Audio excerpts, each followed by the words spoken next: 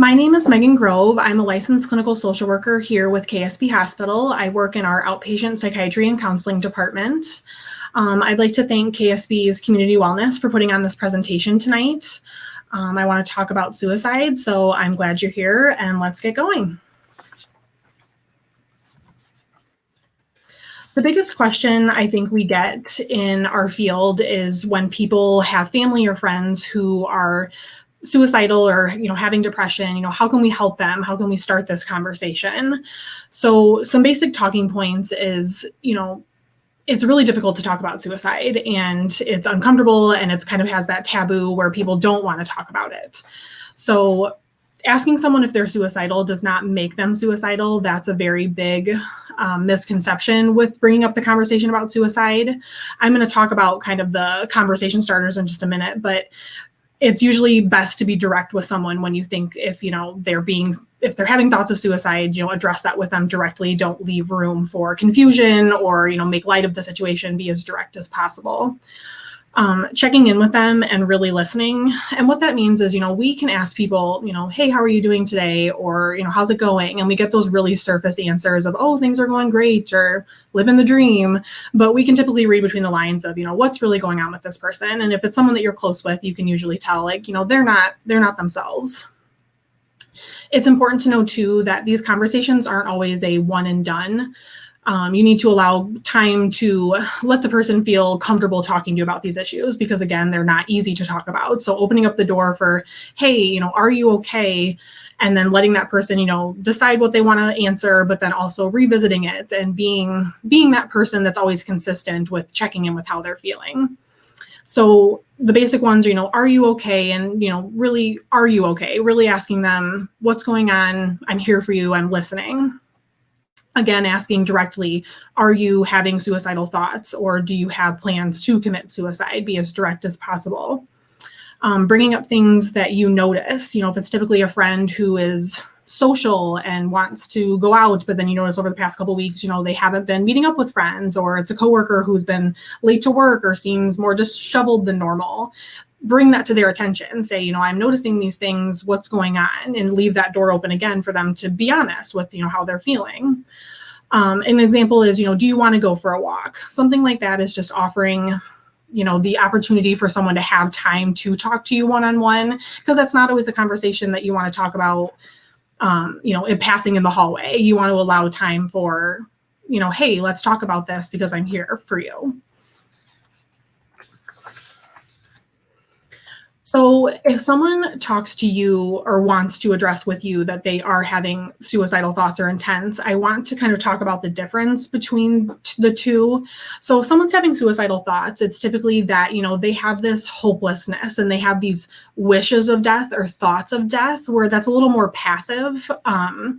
They might have thoughts of, if I didn't wake up tomorrow, that's okay. Or if I got in my car and got in a car accident and passed away, that doesn't affect me. These are, again, more passive. And I'm going to talk about kind of the treatment options between the two, or what that looks like in getting someone help versus someone having a direct intent or plan to commit suicide. So typically that's, I'm going to do A, B, or C to harm myself or to end my life.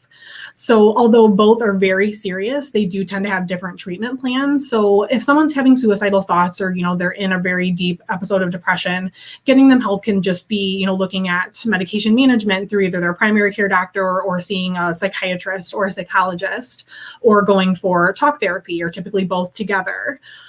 Where if someone directly has an intent or a plan, then that's a little more immediate and a little more intense when getting someone that help. And I'm going to talk about wellness checks kind of at the end of this slide, but that's getting, calling 911 or getting that person help immediately. So again, if someone approaches you saying that they are suicidal, the first thing we always need to do is listen. And this is a very simple concept, but often humans and in interacting with people, we want to be like, oh, I know what you're going through, or, oh, I have a cousin that went through this. Although those are well-intended, we really need to keep the conversation focused on the individual. So if they're, explaining to you, I'm having these thoughts, keep the conversation directed at them and give them time to process their thoughts. Oftentimes we want to jump into the conversation and interrupt. So just please allow that person to express their thoughts fully and then respond. Always avoid being judgmental, especially I think for us in small towns, it's hard to, not feel the need to gossip about something we've heard or to, think poorly on a situation. So just try to be very supportive and don't dismiss what they're telling you. Always take them seriously. A lot of times we can respond with, maybe you're having a bad week or, you're just going through a rough patch right now. Statements like that can be very invalidating. So if someone's telling you that they're having thoughts of suicide, then yes, absolutely take them seriously and, address the level of intent and get them the help they need. As I said earlier, make yourself available to talk again. These conversations typically aren't a one and done conversation unless somebody's addressing to you like, yes, I have these plans or I'm going to be taking this action, because again, that needs to be handled appropriately. But be that person that's consistent in checking in with someone if you feel like something's going on with them. Don't ever promise secrecy. And this is kind of a favor to yourself. You don't ever want to say, if you open up to me, I'm not going to tell anyone, because you're setting yourself up to betray that trust. Because truly, if someone is in need of help, you don't want to promise that you're going to be keeping a secret, because you're going to be a better friend or a better family member to intervene and get them help, even if it's not necessarily what they want in that moment. So don't ever promise to keep something like that a secret.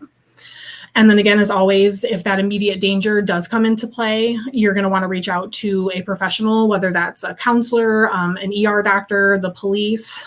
Typically, if a person does express to you, I'm having these really strong urges to commit suicide, your best route of action is to either call 911 or a local non-emergency number. And what that will look like is police will come in and do what's called a wellness check or a safety check, and then they can assess whether the patient needs to go to the ER and be assessed by a mental health professional.